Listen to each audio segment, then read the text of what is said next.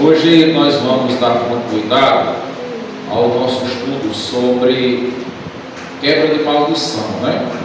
A gente tinha iniciado no domingo passado e nós trouxemos um conceito. O que a Bíblia fala sobre a quebra de maldição, né? E nós, como cristãos congregacionais, como é que nós vemos essa doutrina? Eu tinha falado para vocês que entre os cristãos existem pontos de vista diferentes, né? Mas o que a Bíblia fala para a maldição ou a bênção? Nós vimos que a questão de maldição ou bênção, conforme se encontra nas Escrituras, é diferente da forma como é tratada, por exemplo, nas religiões de magia, né? E as religiões de magia, elas entendem que a pessoa pega uma espécie de maldição e ali a pessoa está fadada, né, a carregar aquilo ali para toda a vida e que às vezes não vai ter mais jeito. Mas a maldição, ela, conforme se encontra na Bíblia, ela é uma questão de obediência ou desobediência da palavra de Deus. Obediência traz a bênção, né? E a desobediência traz a maldição. E aí nós vimos o exemplo de Davi e Golias. Quem estava aqui no domingo passado vai lembrar que quando foi diante da batalha de Davi e Golias, né? Golias, a Bíblia diz claramente que ele amaldiçoou Davi pelos seus deuses. Então ele acreditava que a sua palavra ali naquele momento ia liberar uma palavra de maldição, e ali algo espiritual pegava em Davi, e isso por si só já ia fazer com que Davi fosse derrotado, Davi fosse amaldiçoado. Davi era um homem que tinha comunhão com Deus, e aí o que Davi faz? Davi diz: você vem a mim com espada, com lança, com escudo, mas eu vou a ti em nome do Senhor dos Exércitos. Davi não se deixou atemorizar, Davi não recebeu aquela palavra de maldição, porque Davi sabia que a palavra de maldição, no sentido maldito, né, no sentido de praguejar, desejar mal ao outro, ela não tem poder sobre a vida daquele que está coberto pelo sangue de Jesus. O que a Bíblia diz? Quando a Bíblia ensina, Jesus diz assim: orai e abençoai por aqueles que vos amaldiçoam. O cara amaldiçoa você, ele não diz assim: vai lá e quebra a maldição. Não, ele diz assim: abençoe a vida dele. Porque tem uma promessa lá. Quando alguém lhe amaldiçoa, a maldição não vem para você, a maldição vai para ele. Está lá em Gênesis, capítulo 3, versículo 12, capítulo 12, versículo 3, vamos ver o que ele diz aí. Sabe por que isso é importante? Porque muitas vezes alguém tem raiva da gente e fica jogando praga, né? Fica desejando mal, fica insistindo. Aí se você for um crente sem conhecimento da palavra de Deus, aí você vai ficar perturbado, você vai ficar com medo, você vai ficar angustiado, como eu já tive mesmo de ver muita gente assim. Se você for um crente que conheça a palavra de Deus, as promessas, você vai ficar tranquilo, vai dormir tranquilo, e você vai fazer o seguinte: você vai orar por aquela pessoa, porque aquela pessoa que está desejando mal a você, ele pensa que está mandando maldição para você, mas ele não sabe que ele está mandando para ele mesmo que ele use o seu nome e pense em você na hora, mas é para ele mesmo, né? O que Deus disse aí a Abraão? Veja bem, Gênesis 12, a partir do versículo 1, Deus chama Abraão e lhe faz promessas. Ora, disse o Senhor a Abraão: sai da tua terra, da tua parentela e da casa de teu pai, e vai para a terra que te mostrarei. De ti farei uma grande nação, e te abençoarei, e te engrandecerei o nome. Sê tu uma bênção. Olha o versículo 3. Abençoarei os que te abençoarem, e amaldiçoarei os que te amaldiçoarem. Em ti serão benditas todas as famílias da terra. Abraão só tinha que ficar tranquilo, tinha que procurar ser uma bênção, e ele está dizendo aqui que quem ia abençoar os que lhe abençoassem seria Deus. Quem ia também amaldiçoar, porque estaria desobedecendo a palavra de Deus, seria Deus. Abraão não tem que se preocupar com isso. E quando alguém tiver raiva de você, discutir com você, não gostar de você, que você saiba a Deus, tiver qualquer problema com você e lhe amaldiçoar, o que você pode dizer para essa pessoa é o que a palavra de Deus diz. Se ela entender, tudo bem. Se ela não entender e ela continuar lhe amaldiçoando, faça o que Jesus falou: orai e abençoai aqueles que vos amaldiçoam, porque eles estão atraindo sobre si as maldições que desejaram. Lá no Salmo 103 diz que o homem faz uma cova para o outro, e Deus faz com que a cova que ele cavou para o outro, ele mesmo caia nela. Olha isso. Deus faz, é Deus quem faz a pessoa que armou a armadilha para o outro, o laço do passarinheiro para o outro. Deus faz a pessoa mesmo cair nela. Você já pensou? Que proteção maravilhosa, né? Deixa eu ver se eu encontro aqui Salmo 103, versículo de número 4, diz assim.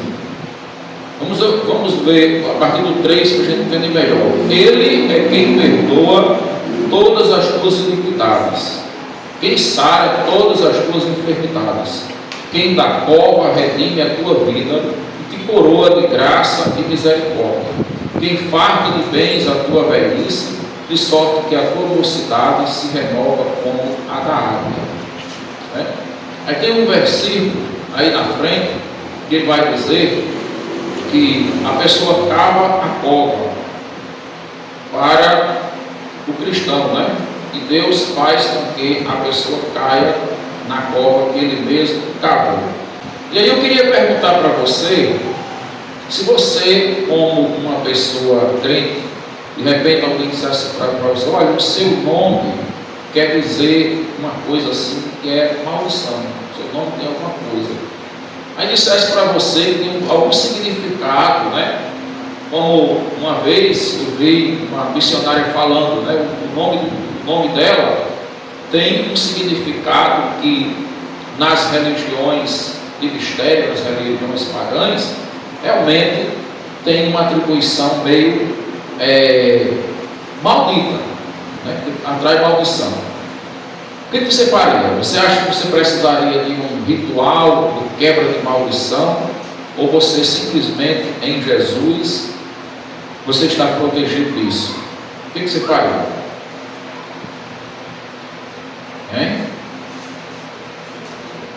Bom, hoje nós vamos falar sobre essa questão da quebra, O que é a quebra de maldição? Para que serve essa quebra? Quando ela deve ser aplicada, quando ela acontece e quando não acontece. Mas eu acho que alguém ia falando aí, era Paulo? Pode falar. Se o cara está em Cristo Jesus, o cara da marca do que sei lá, que está abençoado, não vai fazer diferença nenhuma. O cara toda maldição, e às vezes tem maldito, toda maldição está sobre Jesus na cruz. Aí, se disser que passou alguma coisa, que é tudo. Exatamente. Agradecer a presença do pastor Antônio Carlos com a família, Sejam bem-vindos, Deus abençoe. Muito bem, o sangue de Cristo, ele nos purifica de todo o pecado. O sangue de Cristo, irmãos, ele quebrou toda a maldição. Quando nós aceitamos Jesus, o seu sangue foi capaz de nos livrar da condenação eterna, uma maldição onde estávamos fadados ao inferno, e o sangue de Jesus nos reconciliou com Deus.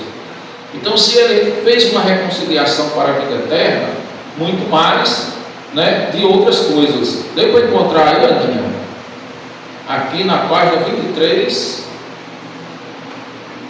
Os passos você pode digitar o 43 aqui, aí você vai, ela vai.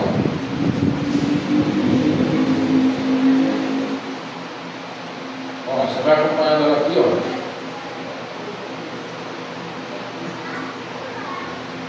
Pronto. Pode descer até na próxima, né? Maldição quebrada. Aí, ó. Quebrado, 7.2, tá no quadro. Isso. Olha, vocês vão acompanhando os textos e vão se antecipando. Veja bem, os crentes em Cristo não devem temer nem preocupar-se com maldições. O que diz Romanos, capítulo 8, versículo 1, né? Mano, botou o texto aqui, vocês vão procurar na Bíblia. Esse texto aí vai ficar mais fácil, né? Romanos, capítulo 8, versículo 1, diz o quê? Agora, pois, já nenhuma condenação há para aqueles que estão em quem? Em Cristo Jesus. Que não andam segundo a carne, mas segundo o Espírito. Não há mais agora nenhuma condenação. Agora estamos em Cristo. Esse agora, ele vai mostrar o quê? Um estado de vida restaurado. Antes havia. Mas agora em Cristo não há mais nenhuma condenação. Não há para quem? Para quem está em Cristo Jesus. Ele pagou, né? Como disse o irmão Paulo, o seu sangue derramado ali na cruz anulou toda a maldição e nos reconciliou com Deus. Para os que não. Aí ele vai complementar aí, né? Eu vi que até quando o pastor Carlos falou essa parte, né? Que não andam segundo a carne, mas segundo o Espírito. Por que isso é importante, irmãos? Se você olhar o que a gente falou sobre maldição antes, quando você está andando segundo a carne, você está andando em quê? Pecado, desobediência à palavra de Deus. Aí a gente falou o quê? Que o pecado, ele atrai a maldição que é atribuída a ele. Cada pecado, cada desobediência tem sua penalidade. Mas aí você percebe que está em pecado, e você se arrepende, e você se conserta com Deus. O que vai acontecer? A obediência, ela gera a bênção de Deus nas nossas vidas. Então, se nós estamos em Cristo, como diz Romanos, capítulo 8, versículo 1, não andamos segundo a carne, mas andamos segundo o Espírito, não temos o que nos preocupar. Pois não. Pastor, 2 Coríntios 5,17, aquele que está em Cristo é nova criatura, as coisas velhas já passaram, não se fez novo. Ou seja, se Jesus já fez novidade de vida na uma pessoa, ela está em novidade de vida, então não tem nada velho mais nela. Exatamente, né? Tudo se fez novo. As coisas velhas passaram. Tudo é novo em Cristo Jesus. Nós fomos recriados nele, né? Ressurgidos com ele. Glória a Deus, irmãos, por isso. Isso é muito bom para que a gente não fique atemorizado, né? Porque nós vamos encontrar muita gente desejando mal, assim, maldição. Fique com o seu coraçãozinho tranquilo, né? Tudo é novo na sua vida. Porque todos estamos libertos da maldição imposta pela lei. Gálatas capítulo 3, versículo 13. E a mais terrível das maldições é a morte, que passou com o pecado, né? Em Gênesis capítulo 2, versículo 17, quando o primeiro Adão pecou, o seu pecado, a sua desobediência trouxe a maior de todas as maldições que atingiu a todos nós, passou a todos os homens, a morte. Mas o segundo Adão, como fala em Cristo Jesus, o Adão perfeito, né? Adão homem, Jesus Cristo homem e Deus também, Jesus foi o Adão perfeito, o Adão que não pecou. E aí, em Cristo vem a reconciliação. Ele trouxe a vida a todos os homens que nele creem. Amém, irmãos? Perdeu o seu poder, né? A morte perdeu o seu poder. Romanos capítulo 8, 33 ao 39. Olha aí. Quem tentará a acusação contra os eleitos de Deus? É Deus quem os justifica. Quem os condenará? É Cristo quem morreu, ou antes, quem ressuscitou, o qual está direito de Deus e também intercede por nós.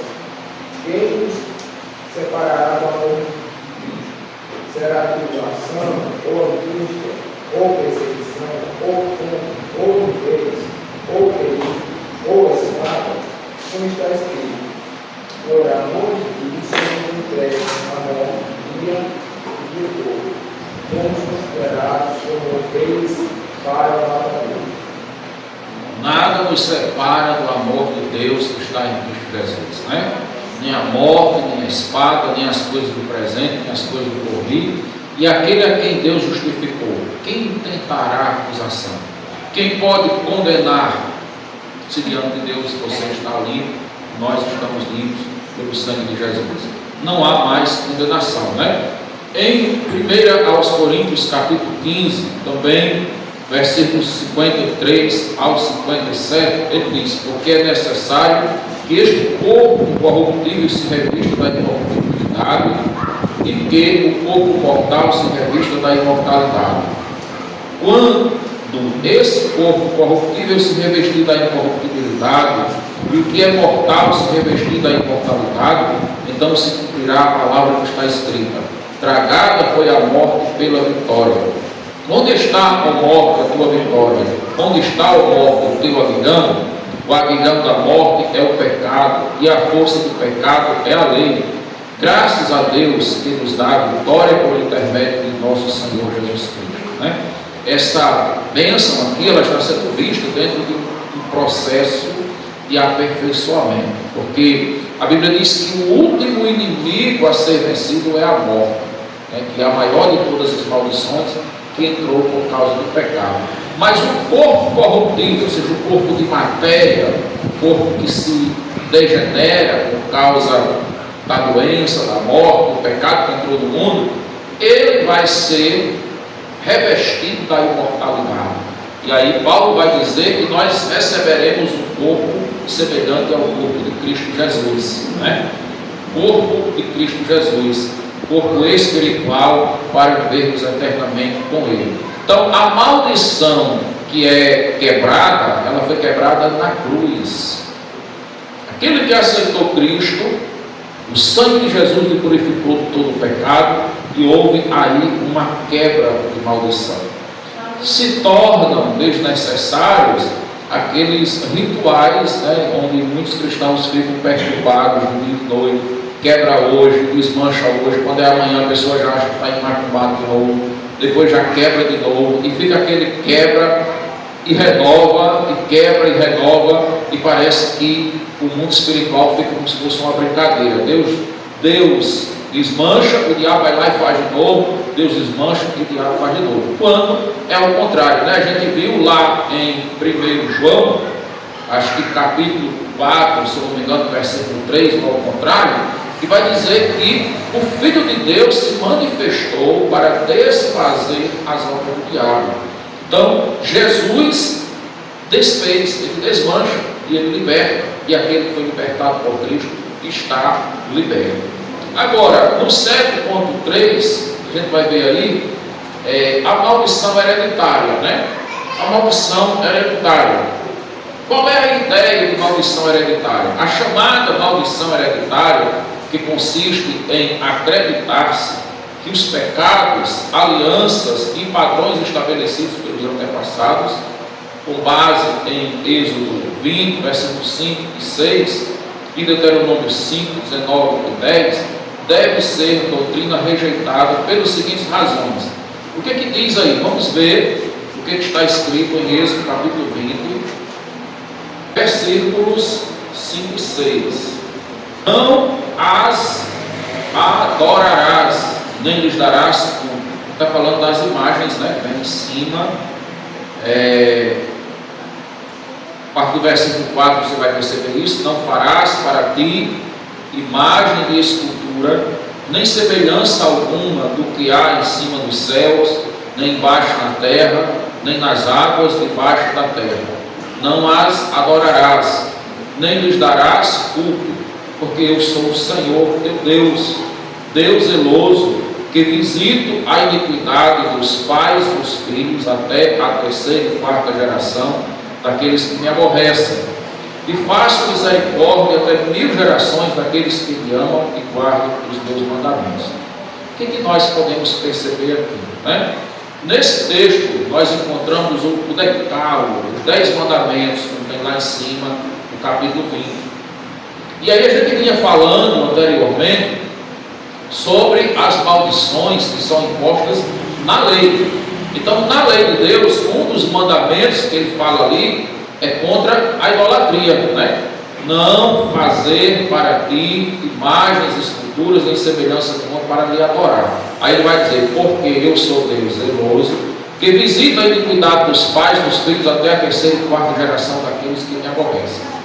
Veja que essa maldição aqui, que Deus está prometendo visitar o pecado do pai nos filhos, até a terceira e quarta geração, ela quebra a lei de Deus, quando a idolatria substitui Deus por outro Deus e rejeita Deus. Então é uma quebra da lei. Agora, o que Deus está falando aqui de visitar essa iniquidade dos pais dos filhos?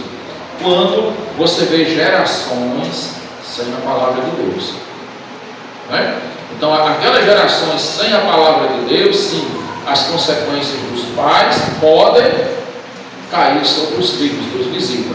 Mas vamos dizer que aqueles filhos se converteram, porque o que está em jogo aqui é a diferença da questão: você está protegido pelo sangue da cruz. Quem vinha estudando angelologia, falando sobre a questão falou sobre aquele texto também aqui no jogo passado, e Jesus diz assim: o Espírito ele anda e procura lugares secos, né?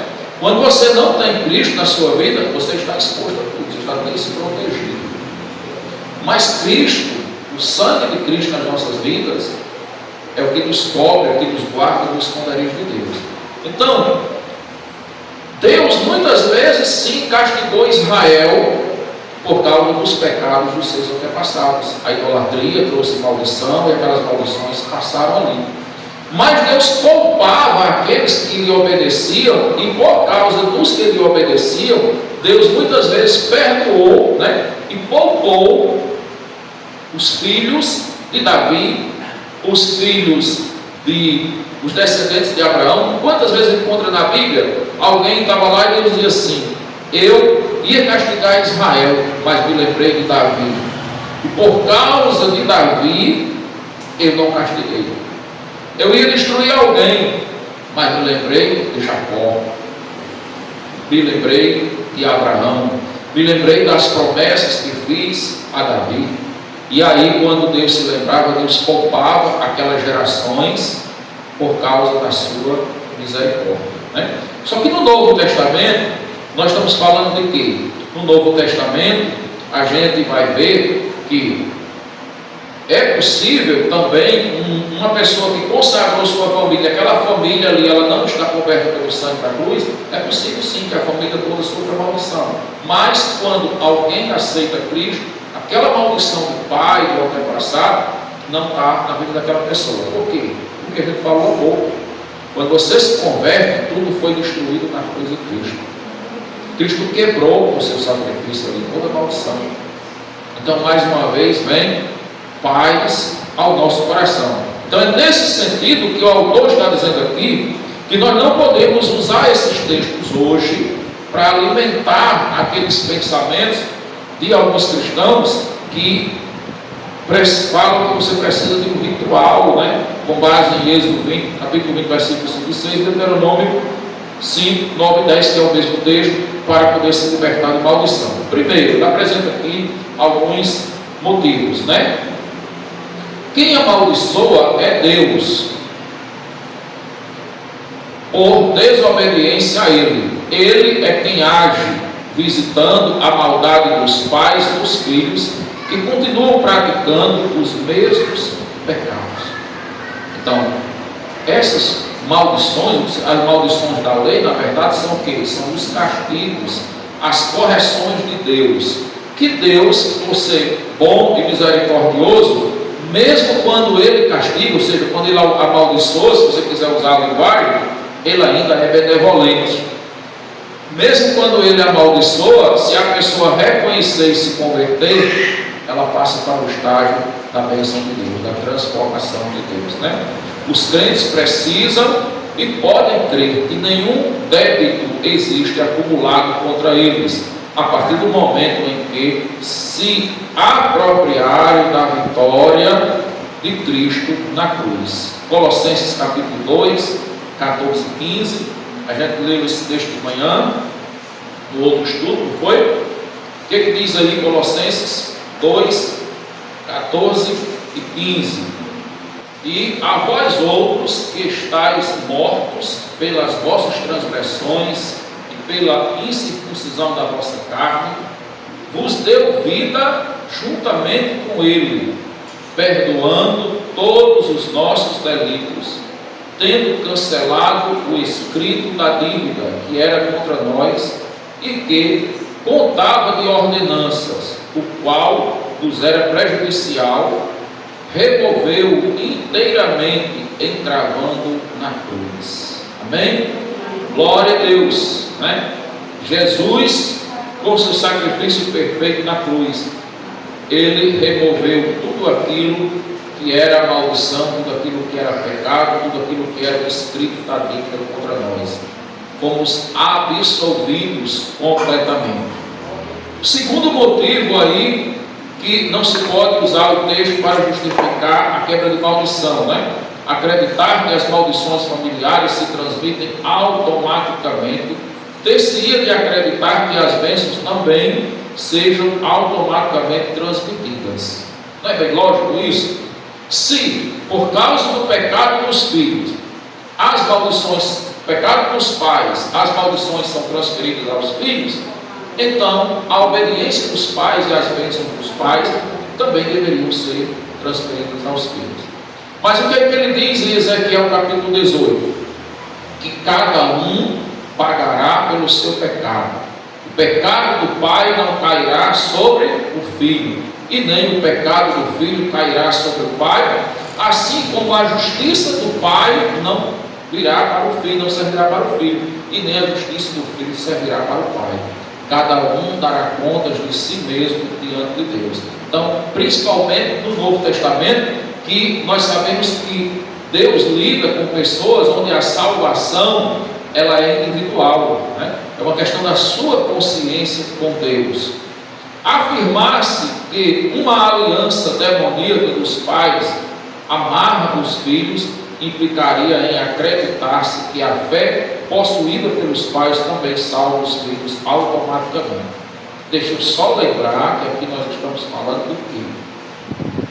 De quando ele está falando de uma aliança que foi feita pelos pais, ela não amarra os filhos, desde que esses filhos estejam em Cristo Jesus. Vocês estão entendendo isso, não estão?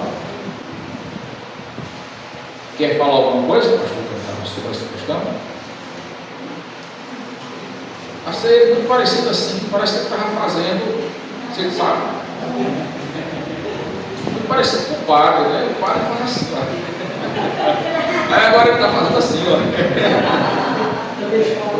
Tudo bem, pastor. Brincadeira, né? É um amigo do pastor Antônio Carlos. Seja bem-vindo, viu? Sou sua esposa, uma satisfação. Eu me deu a oportunidade para falar alguma coisa. Bom, sobre a questão da maldição hereditária, eu também sou uma pessoa que não acredito nela também, a não ser que ela seja imposta por Deus devido à desobediência e que é quebrada através da cruz de Cristo. Também acredito da mesma forma. Amém. E a questão é o seguinte: existe uma coisa que a gente vai comentar sobre isso, a consequência hereditária, que é diferente de maldição hereditária. Porque nós vemos hoje crianças que nascem com problemas, pessoas com problemas que já nascem já desde o útero com certa deficiência. E muita gente acha que aquilo é uma maldição hereditária, que não tem nada a ver com maldição hereditária, é uma consequência hereditária. Isso aí muitas vezes é um problema genético, de algum parentesco que se uniu de forma equivocada ou outros fatores que podem acontecer naturalmente. Sim. Desde muitos anos, né, quando a gente estudava sobre a questão do pecado, a gente via esse ponto de vista, né? Que muitas vezes a gente pode cometer um erro e aí a gente se arrepende e Deus perdoa o pecado. você entrou em comunhão com Deus. Mas muitas vezes aquele erro deixou uma consequência que a pessoa vai carregar a consequência. E aí acho muito bem colocado, né, para a gente, como o senhor colocou, para a gente não confundir a consequência com a maldição, né? Por exemplo, a questão de Davi. Eu me lembro quando a gente estudava sobre a doutrina do pecado, sempre os nossos pastores lembravam, os estudos vinham, a questão de Davi, né? Quando Davi pecou com Batseba, o que acontece? Davi se arrependeu, Deus perdoou Davi. Mas a casa de Davi dali para frente foi problema para o resto da vida. Ficaram as consequências. É a mesma coisa hoje, por exemplo, uma determinada pessoa, você vai lá com sua família e tem um filho fora do casamento. Aí você se arrependeu, se converteu a Cristo. Não era nem cristão, se arrependeu. Aí você fica com a sua família, né? Mas você vai ter problema com aquela outra família lá. Por quê? Porque você vai ter que ser colocado na justiça. Se você não der a manutenção, você vai dar, não vai ter que. Você tem responsabilidade. São consequências da desobediência, né? São consequências de uma atitude desorientada da palavra de Deus. Então, não é maldição, mas são consequências. Então, muitas vezes a gente tem que ter cuidado com essa questão. Por quê? Porque todo pecado, ele gera consequências. Nós vamos ter as consequências espirituais, que aí quando nós provocamos a ira de Deus para nos castigar, mas nós vamos ter também as consequências sociais, as consequências financeiras, as consequências morais, as consequências físicas. As consequências espirituais, a gente se arrepender de verdade, a gente ora, pede o perdão de Deus, e Deus perdoa, está resolvido. Mas as outras consequências a gente vai sofrer, né? As outras consequências não serão tiradas. Então a gente precisa olhar essa questão aqui. E aí, voltando a esse ponto de vista aqui, né, quando, de novo, o autor, aqui no segundo ponto, ele afirma, né, que uma aliança demoníaca dos pais não amar os filhos, né, amar os filhos implicaria acreditar que a fé possuída pelos pais também salva os filhos automaticamente. Isso a gente considerando que aqueles filhos estão em Cristo Jesus. Eu, particularmente, é uma questão minha, eu já estou tirando do autor, você vê que o Antônio Carlos acredita sobre isso. Acredito que existem opiniões diferentes, né? Mas eu acredito que, dentro do ponto de vista de uma família não estar protegida pelo sangue de Jesus, um pai que consagra ali a sua família, se consagra, eu acredito que ele está dando legalidade, está dando autoridade, né? Por quê? Porque a gente vai ver muitas vezes Jó ele era um patriarca e Jó fazia orações pelos seus filhos, consagrava os seus filhos a Deus, embora a Bíblia não deixe claro que seus filhos eram crentes, mas Jó era um homem de Deus. E Jó orava por eles, pedindo inclusive perdão por eles, e Deus ouvia, Deus abençoava, né? Deus abençoava. E o inverso, eu acredito que também seja possível. Então, os pais que vão lá e consagram a família, né, num ritual, que aquela família está ali aberta, eu particularmente creio. Agora, claro que eu acredito que a partir do momento que aquela família se converte a Cristo, dizer que os filhos se convertessem, mesmo que os pais não se convertessem, os filhos serão libertos ali, na conversão, né? No momento da aliança da cruz. Em Êxodo 5, capítulo 20, versículo 5 e 6, trata-se apenas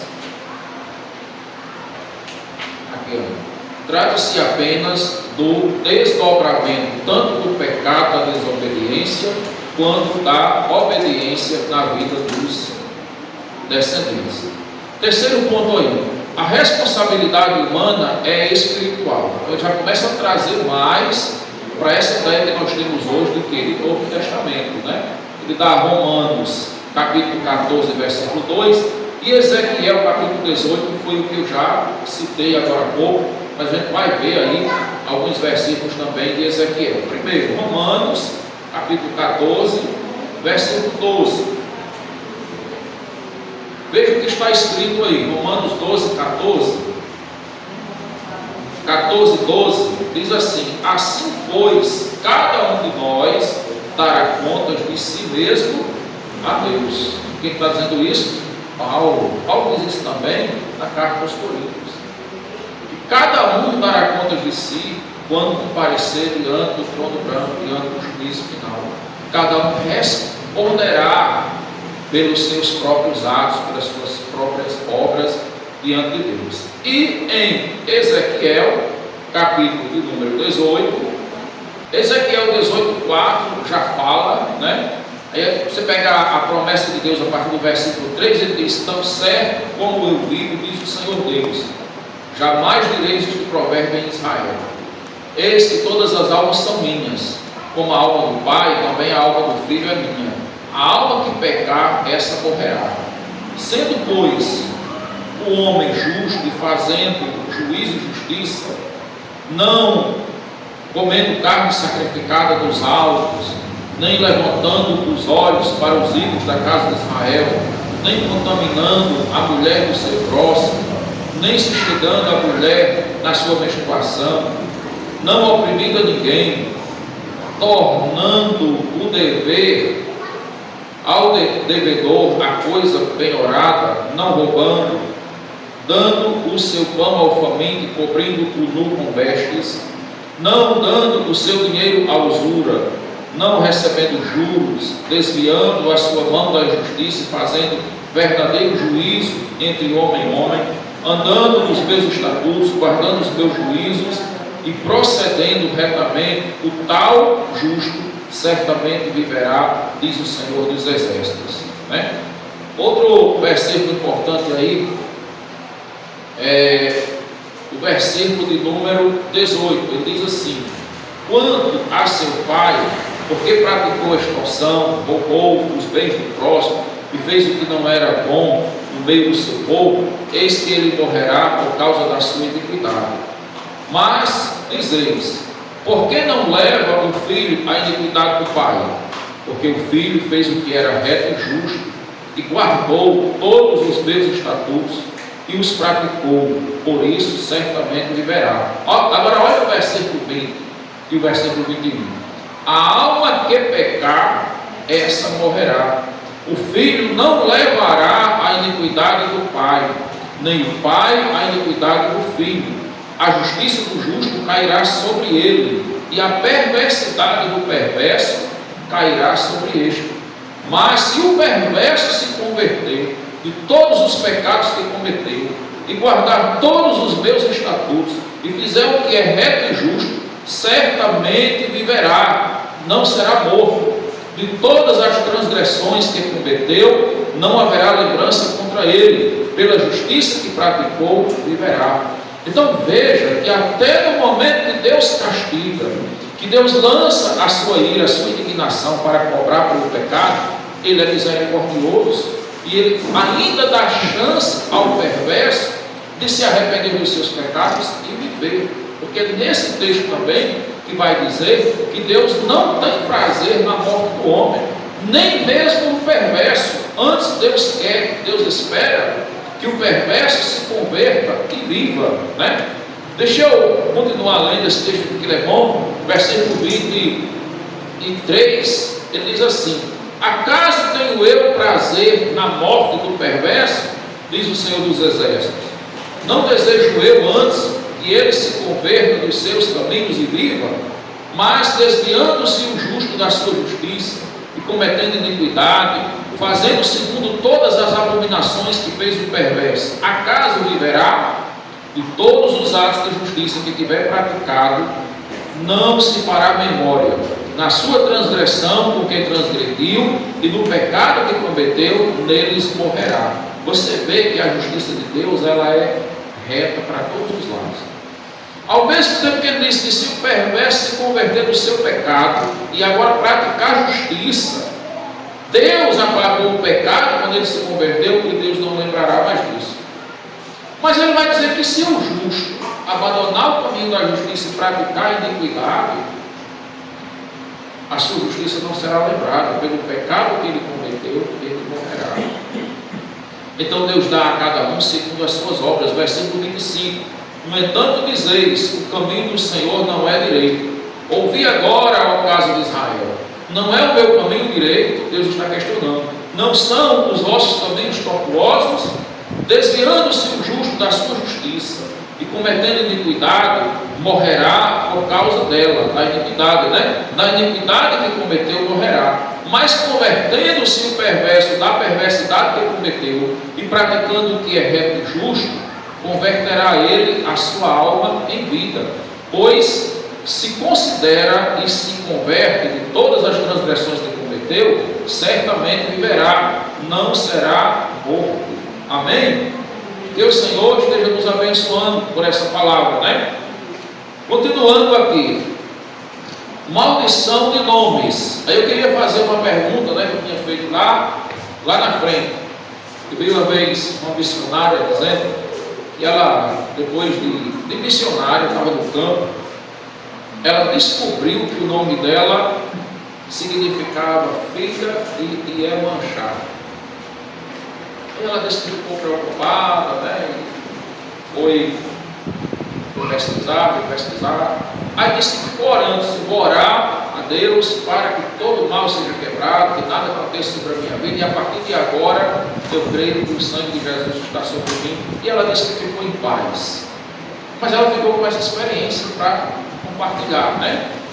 Que é o nome Janaína, né? Janaína significa filha de Iemanjá, né? E aí não era nem para dizer isso para vocês, né? Só falar a filha, mas não dizer o nome. Mas não se preocupe não, a gente vai ver o que a Bíblia diz aqui. Então o que acontece? O que você faria se você soubesse? Tem vários outros nomes.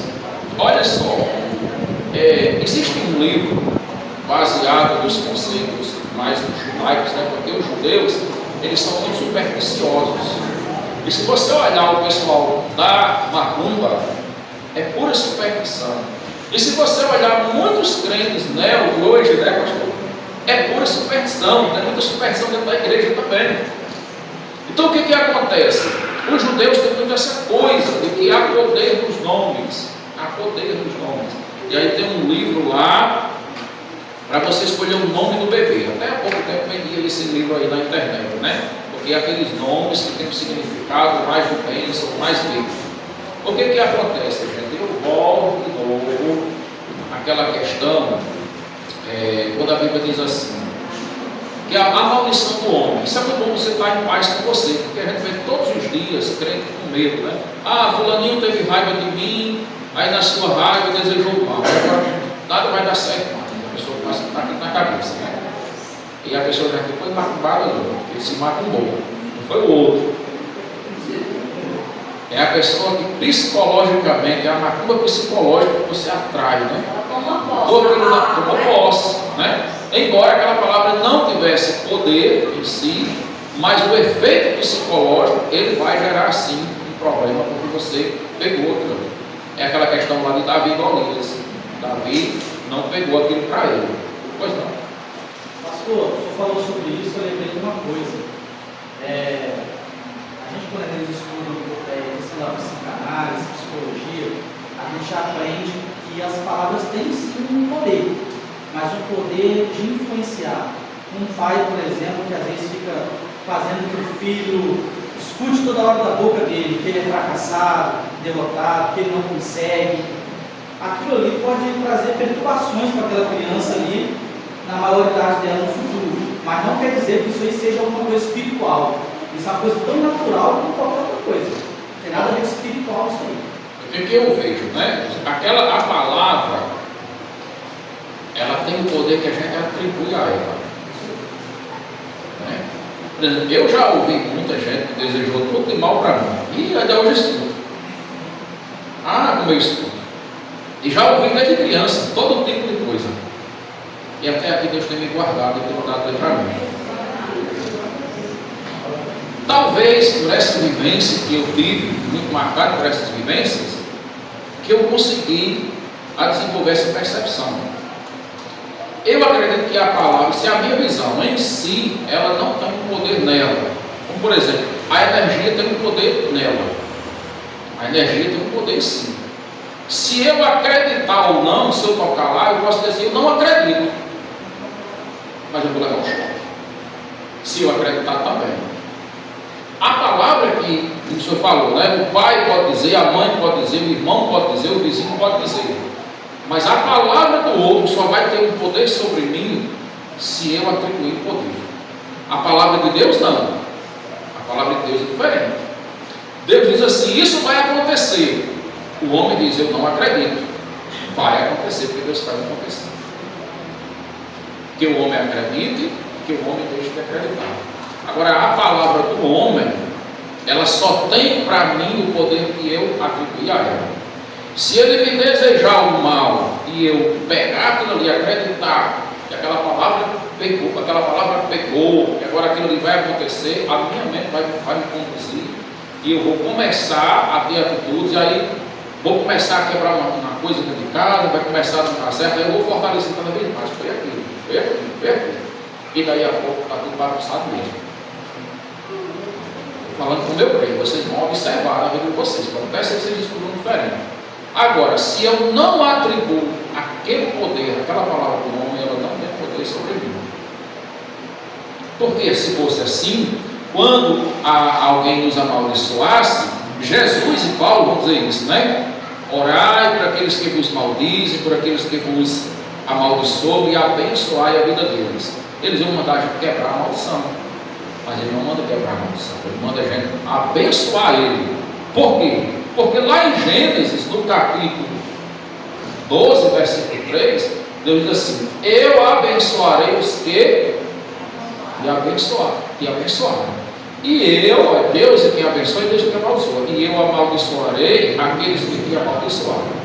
Então, a partir do momento que alguém proferir uma maldição contra a minha vida, ele atraiu para ele uma maldição que Deus é que vai tratar ele.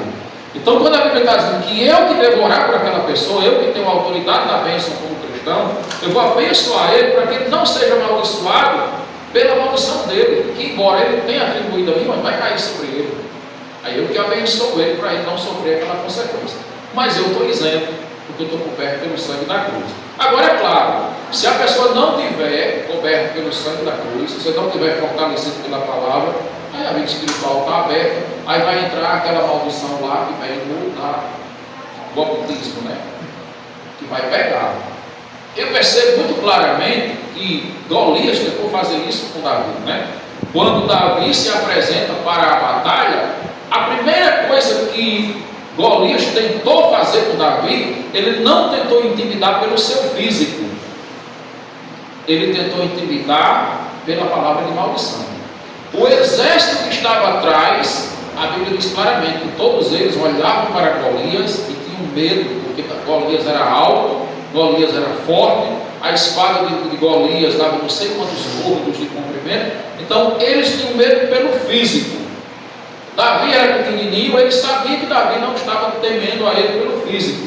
Aí ele usa a estratégia de amaldiçoar Davi ali, né? Quando ele diz assim, a Bíblia diz claramente lá, ele amaldiçoou pelos seus deuses e disse que entregaria a sua carne aos cães e tal, e Davi ele vai dizer assim, Davi não pega a palavra dele, né? Se fosse qualquer outro soldado ali, os caras já estavam vindo com medo do físico. Agora tinha a palavra de maldição, eles tinham sido derrotados, nenhum seria, né? Até porque ninguém se dispunha a enfrentar, já estavam derrotados ali. Por quê? Porque a nossa mente, isso aí vai influenciar a nossa fé. Se nós como cristãos, nós construirmos uma fé supersticiosa, a gente vai deixar de fazer muita obra de Deus, porque o diabo usa essas estratégias, né? O diabo usa essas estratégias. Essa semana, alguém falou para mim e disse, olha, teve uma pessoa que foi fazer uma visita em um determinado lugar e encontrou uma pessoa lá com algumas características meio de possessão, né? Aí a pessoa disse, não, tem que ter um pastor, vamos chamar o pastor Wagner aqui. Será que ele tem o dom de expulsar demônios? Né? Então assim, expulsar demônios é uma autoridade que todo crente tem. Todo crente tem essa autoridade de expulsar demônios. Você está em Cristo, você tem autoridade, né? Mas a pessoa que estava lá disse assim, eu não vou mexer nisso aí porque eu não tenho esse dom. Aí eu me lembrei de uma história que contaram aqui na igreja, né? Que chegou uma vez uma mulher no culto, numa igreja congregacional, isso aconteceu numa igreja congregacional do Ceará. Aí a mulher se manifestou no culto lá, e o demônio valente, falando as coisas. Aí o pastor foi expulsar, né? Quando mandou ele sair, aí ele disse assim: olha, eu saio dela, mas eu vou para você. Então vai ficando por aí mesmo, aí é o seu lugar, né? Então não saia não, vai ficando por aí mesmo, né? Então fique por aí mesmo, não saia não, esse aí é o seu lugar, certo? O que acontece? O diabo ele tenta intimidar, né? E aí, meus irmãos, quantos e quantos cristãos, como é que se você está cheio do Espírito Santo, o Espírito Santo está na sua vida, né? Você está em comunhão com Deus, onde é que o diabo vai invadir a sua vida se Deus está? A não ser que você saiba que Deus não está. Mas se você sabe que Ele está, não deve resistir ao diabo, o diabo deve fugir de você, né? E o cara desistiu e deixou a menina lá, né? Então, muitas vezes, nós construímos para nós uma fé supersticiosa. E olha, como eu tenho visto muitos cristãos sofrendo com essa fé supersticiosa. É sofrido, irmão. O crente que constrói uma fé supersticiosa, ele vai sofrer muito. Porque aquela batalha espiritual que tem lá se torna mais complicada. E o inimigo, ele vai mesmo, né? Ele vai tentar levar a pessoa na brincadeira, né? Ele vai ganhar pelaquela palavra lá do engano. Então, muita firmeza naquilo que o Senhor nos tem dado, tá certo? Vou só terminar esse pontinho aqui. Sobre a questão dos nomes. Não há fundamento para a crença de que nomes carregam em si maldições e que, por isso, nomes de pessoas e lugares precisam ser mudados e estão relacionados ou têm origem em nomes de santos e divindades do mal, né? Mesmo que tenha, por exemplo, na Bíblia, quando Daniel, Sadraque, Mesaque e Abednego foram levados para a Babilônia, eles foram rebatizados. Eles tinham seus nomes judaicos e eles receberam nomes pagãos, que eram os nomes dos deuses pagãos. Ou seja, eles usaram do poder lá e quando deram aqueles nomes, eles acreditavam que eles iam receber a influência daqueles deuses, né? Como se eles tivessem sido batizados, consagrados àqueles deuses. Mas eles não mudaram a sua comunhão com Deus. Apesar de eles terem nomes pagãos lá, eles não se tornaram pagãos, e os deuses pagãos, que eram demônios, não exerceram influência na vida deles. Eles mantiveram a sua comunhão com Deus. Deus não se afastou deles em nada. Deus não deixou de ouvir as orações deles em nada. Deus não deixou de abençoar eles em nada. E eles em nada deixaram de continuar recebendo a vitória de Deus. Então tem coisa na Bíblia, tem nomes sim, de lugares que eram nomes pagãos, né?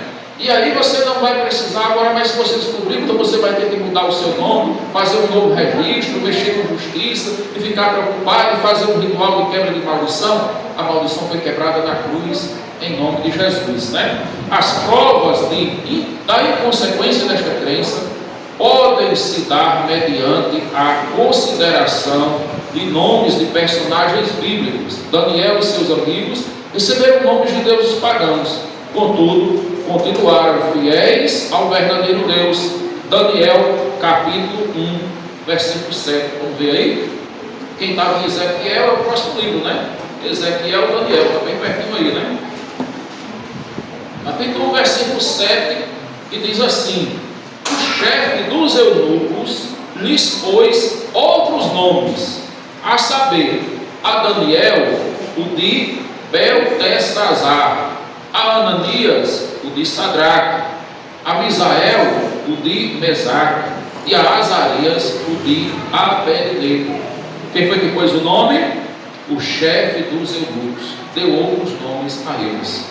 E eles atendiam por aqueles nomes. Eles estavam ali naquele reino pagão, eles eram conhecidos por esses nomes, atendiam por esses nomes, mas eles tinham os seus nomes dados pelos seus pais. E isso não trouxe influências negativas sobre a vida deles, porque, mais uma vez, a influência negativa vai vir se você receber. Se você acreditar que aquilo vai lhe fazer mal, vai lhe fazer mal. Mas quem está fazendo mal? O seu pensamento, a sua mente. Se você não acreditar, aquilo não tem em si uma força, porque o poder de Deus que lhe cobre, né, que é escudo, que lhe protege, faz com que nada atinja a sua vida. Você crê nisso? Sabe por que é importante vocês refletirem sobre isso? Existe um dado, né, o pastor falando aí sobre a questão da psicologia, da psiquiatria. Existe um dado que é emitido pelos órgãos de saúde, né? Foi feita uma pesquisa sociológica pela missiologia, né? Os missionários evangélicos e cristãos, incluindo católicos também, e eles descobriram que 70% das pessoas que hoje fazem tratamento psiquiátrico são cristãos. Isso é um dado verdadeiro. 70% das pessoas que fazem tratamento psiquiátrico são cristãos.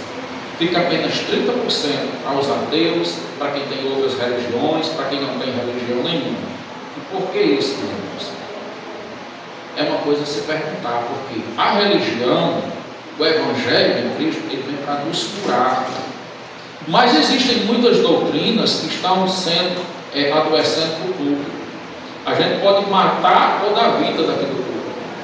Se a gente não tiver cuidado com o que nós estamos pregando, com o que nós estamos ensinando, a nossa doutrina pode estar desvinculada do que a Bíblia ensina e a gente pode estar gerando problema nas pessoas. Então, o pastor, o líder, ele tem que ter essa responsabilidade de saber que nós temos que levar uma palavra para curar em nome de Jesus, para salvar em nome de Jesus, para libertar em nome de Jesus. A gente vê hoje muitos irmãos preocupados, né?